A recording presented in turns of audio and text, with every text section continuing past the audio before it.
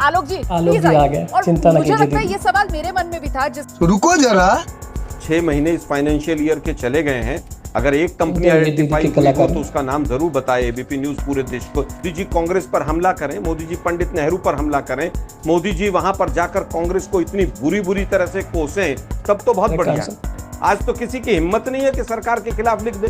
अगले दिन ED CBI पहुंच जाएगी। एबीपी न्यूज अगर जी यहाँ पर जो सवाल उठा रहे हैं अभी नोटिस आ ये जाएगा। कैसे कहेंगे? तुलना होनी चाहिए। 1980 में कोई जाके चेक कर ले, भारत का फॉरेन एक्सचेंज रिजर्व $7.8 बिलियन था और चाइना का 2.4। हमें अपने गिरेबान में झांकने की जरूरत नहीं है क्या? चीन से तुलना क्यों? कॉन्स्टिट्यूशन से हम तुलना थोड़ी कर रहे हैं। चीन से तुलना क्यों? उनके यहाँ हम तुलना भी किसी अच्छी चीज की कर दें तो गलत है। क्या हो गया मीडिया के साथियों को, आप लोगों को भाई? चीन से तुलना करना किसी भी चीज में क्या मतलब? बिल्कुल देशद्रोह का काम है क्या? मैं पूछ रहा हूँ एम्प्लॉयमेंट की क्या डेफिनेशन है? आप इतनी सीनियर एंकर हैं, आप बता दीजिए। ठीक है, आइए सुधांशु जी बताइए। आइए ना, सुधांशु जी क्यों आ जाए, आप बता दीजिए ना। आप लोगों को 20-20 साल हो गए मीडिया में। ऑलराइट दोस्तों, स्वागत है आप सबका इस चैनल के एक और नए वीडियो में। हम सभी लोग जानते हैं कि हमारे देश का कौन सा नेता है जो सबसे ज़्यादा विदेश की यात्रा करता है। उनका नाम बताने की मुझे शायद आपको ज़रूरत नहीं है, लेकिन हमारे देश का गोदी मीडिया और बीजेपी और उनका पूरा आईटी तंत्र इस बात की तलाश में हमेशा लगा रहता है कि राहुल गांधी विदेश की यात्रा पर कब जा रहे हैं। और जैसे ही राहुल गांधी विदेश में जाकर के कुछ भी बोलते हैं, इनका कट कॉपी और पेस्ट गैंग उनके द्वारा कही गई हर बात को अपने हिसाब से पेस्ट कर देता है आम जनता के सामने, जिसका असर ये होता है कि उन्होंने कोई बात किसी अन्य कॉन्टेक्स्ट में कही होती है, लेकिन कट कॉपी पेस्ट गैंग उससे बीच का एक अंश निकाल करके आपके सामने लाता है और जिसकी वजह से उसका पूरा मतलब बदल जाता है। और इसके बाद हमारे देश का जो गोदी मीडिया है उस पर जम करके डिबेट करता है और राहुल गांधी की जो इमेज है उसको बट्टा बैठाने की कोशिश में लगा रहता है। हाल ही में राहुल गांधी 3 दिनों के अमेरिका यात्रा में थे। यात्रा के दौरान उन्होंने यह कहा कि जो चाइना का मैन्युफैक्चरिंग सेक्टर है वो बहुत ही ज़्यादा स्ट्रॉन्ग है, बहुत ही मजबूत है, जिसकी वजह से जो चाइना की स्किल्ड मैन पावर है उसको बहुत ही आसानी से एम्प्लॉयमेंट मिल जाता है। और यही कारण है कि चाइना में जो एम्प्लॉयमेंट है वो बहुत ही आसानी से अवेलेबल है आम जनता के लिए। राहुल गांधी ने आगे कहा कि चीन में रोजगार की कमी नहीं है। इसका मतलब यह नहीं कि चाइना में बेरोजगार है ही नहीं, चाइना में भी बेरोजगारी है, लेकिन वहाँ पर स्किल्ड लोग जो है उनको आसानी से एम्प्लॉयमेंट मिल जाता है। और यही कारण है कि जो चाइना का मैन्युफैक्चरिंग सेक्टर है वो बहुत ही ज़्यादा स्ट्रॉन्ग है और एक बड़ी संख्या में देश की यानी कि चाइना की जनसंख्या को एम्प्लॉयमेंट प्रोवाइड करता है। तो आज का जो डिबेट वीडियो है वो रोजगार के मुद्दे पर ही बेस्ड है। बीजेपी के प्रवक्ता सुधांशु त्रिवेदी ने राहुल गांधी के रोजगार के मुद्दे पर दिए गए जो स्टेटमेंट था, अमेरिका में जो उन्होंने स्टेटमेंट दिया था, उसको अपने हिसाब यानी कि बीजेपी के हिसाब से एक्सप्लेन किया है। और इस पूरी कहानी में एंकर रोमाना ने भी उनका पूरा साथ दिया है।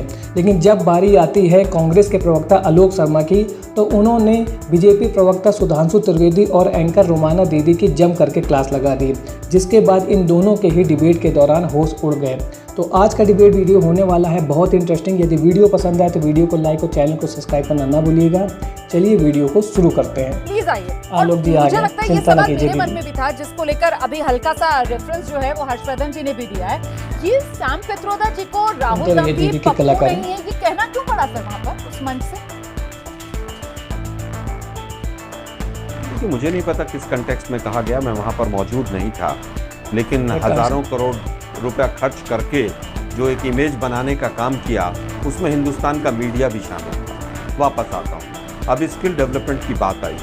स्किल डेवलपमेंट में आपने भी बजट पे एबीपी न्यूज ने चलाया था कि 500 कंपनियों को आइडेंटिफाई करेंगे और 1 करोड़ लोगों को स्किल डेवलप किया जाएगा।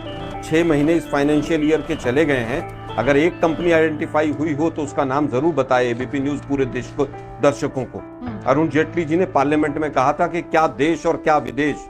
मैं पूछना चाहता हूं, एबीपी न्यूज का ये शो केवल देश में देखा जाता है क्या, विदेश में नहीं देखा जाता है क्या? ये बेकार की जो अपने ऊपर जो शील्ड लगाने की आदत है ना, ये सब बेकार की है।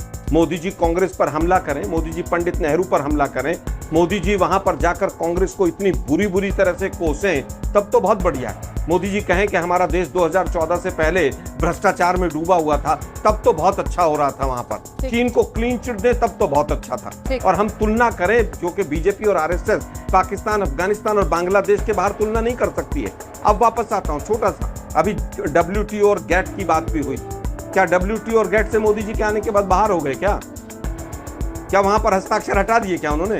25 लाख पासपोर्ट छोड़कर देश का, हिंदुस्तान का व्यापारी चला गया है छोड़कर देश 2014 के बाद। और आज आप कह रहे हैं कि 25 लोगों ने लिख कर दिया कि वहां पर पॉलिसी पैरालिसिस है। आज तो किसी की हिम्मत नहीं है कि सरकार के खिलाफ लिख दे, अगले दिन ईडी सीबीआई पहुंच जाएगी। आलोक जी यहाँ पर जो सवाल उठा रहे हैं सर, नोटिस तो ये कैसे कहेंगे कि राहुल गांधी ने देश को बुरा दिखा दिया? ठीक है सुधांशु जी।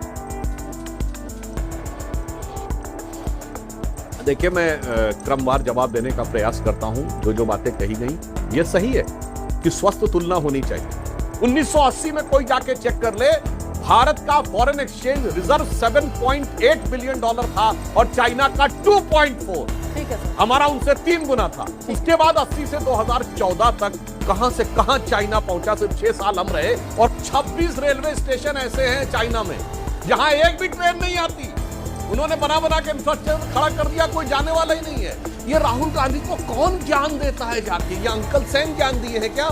वो अमेरिका में बैठे हुए वो अंकल जी जो बताए थे ना, ईस्टर्न इंडिया वाले चाइनीज तो ये और वेस्टर्न इंडिया वाले अरब के शब्दों को अगर मैं आपके सामने रखूं आलोक जी, ये एब्सर्ड इलॉजिकल तुलना जो राहुल गांधी कर रहे हैं सिर्फ भारत को नीचा दिखाने के लिए, इसी वजह से ये एब्सर्ड इलॉजिकल आंकड़े वो लेकर आए।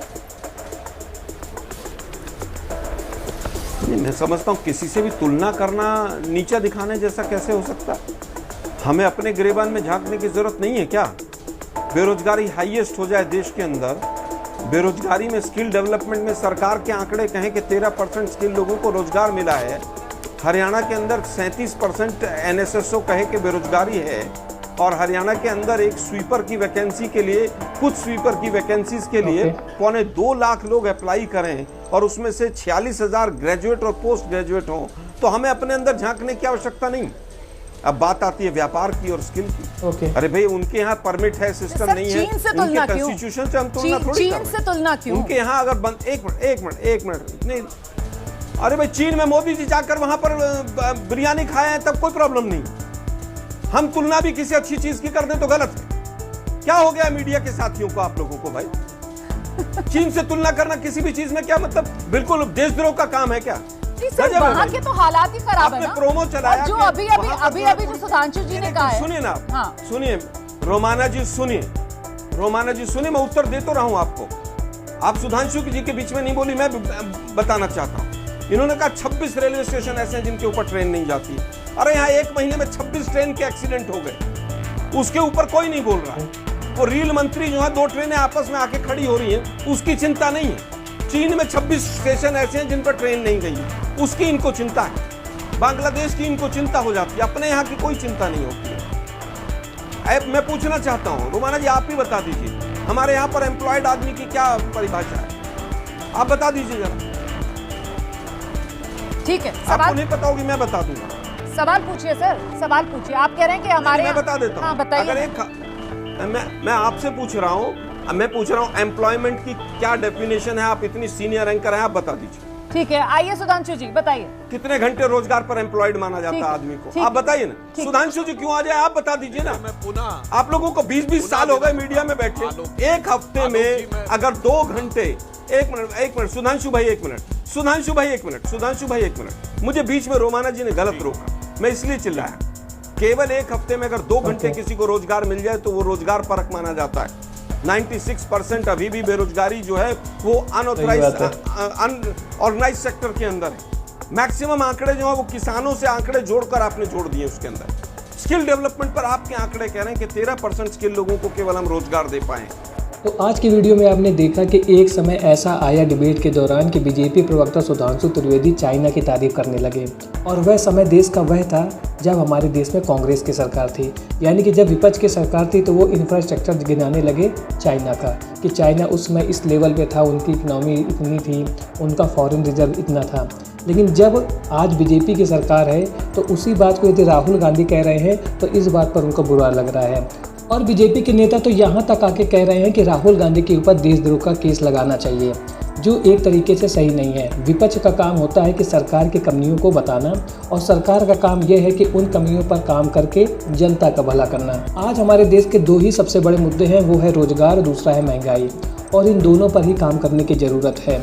यदि विपक्ष आपको यह बोल रहा है कि हमें अपनी यूथ पॉपुलेशन को डिफरेंट तरीके के स्किल अप देने चाहिए जिसकी वजह से वे अपना रोजगार स्वयं उत्पन्न कर सकें और सरकार के द्वारा दिए गए रोजगार में भी भागीदारी अपनी दे सकें, तो ऐसा कहना कुछ गलत नहीं है। यदि राहुल गांधी ने यह कहा है कि हमें अपनी जनसंख्या यानी कि हमारे देश के जो यूथ पावर है उनको स्किल अप करने की बहुत ज़्यादा ज़रूरत है, तो यह एक सच्चाई है, इसमें कोई देशद्रोह की बात नहीं है। अब ये सरकार को कब समझ में आएगा ये आने वाले समय में ही पता चलेगा। वैसे आज का वीडियो आपको कैसा लगा हो कमेंट सेक्शन में ज़रूर बताएं और मिलता हूँ ऐसे एक और नए वीडियो में। तब तक के लिए थैंक्स फॉर वॉचिंग।